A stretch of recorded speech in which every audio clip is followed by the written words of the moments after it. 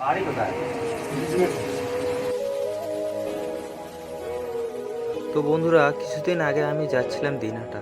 তো দিনহাটা যাওয়ার সময় দেখতে পারি এই বিশ্রাম ঘরের মধ্যে একজন বসে আছে।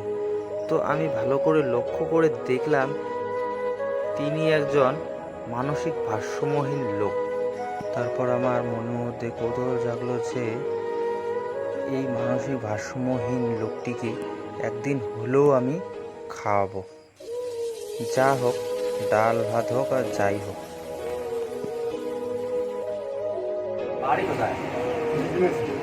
এই জায়গায় থাকো।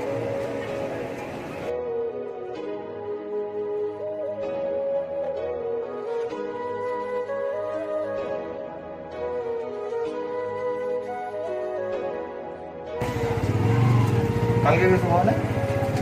তারপর আমি খাওয়ানোর জন্য চলে আসলাম এখানটে। আর জিজ্ঞাসা করলাম যে আপনি কতদিন ধরে এখানে আছেন। বললো যে 2 মাস ধরে এখানে আছে। আর বললাম বাড়ি কোথায়, বলছে এখানেই নাকি থাকে। আর এটাও শুনলাম যে উনি নাকি কাল থেকে কিছুই খায়নি, খিদের জ্বালায় কাতর হয়ে আছে। তারপর আমি খাবার পরিবেশন করে দিলাম এবং খাবার পরিবেশন করে আমার খুবই ভালো লাগলো। পথ চলতে গেলে বন্ধুরা দেখবে অনেক এই ধরনের লোক দেখতে পাবে। যেমন ধরুন বাস স্ট্যান্ডে, আবার শহরের মধ্যে, আবার বাজারঘাটে এইরকম অনেক লোক আছে যে মনে করো না খেয়ে পড়ে থাকে, অসুস্থ, নিরীহ, মানসিক ভারসাম্যহীন লোক।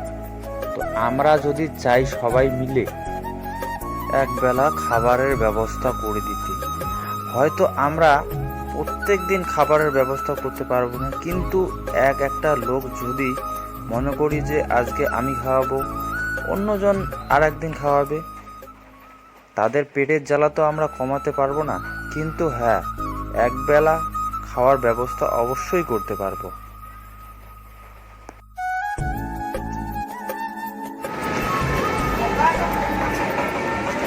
বসে বসে আর রাত্রিবেলা কি হবেন? একটা একটা পার্সেল দিয়ে দেয়। হ্যাঁ,